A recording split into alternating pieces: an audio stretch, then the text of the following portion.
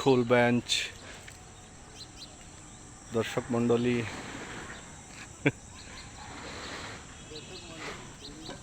এরকম বেঞ্চ বানাতে চাইলে আপনারা চলে আসতে পারেন আমাদের দোকানে। সুদক্ষ কারিগর দ্বারা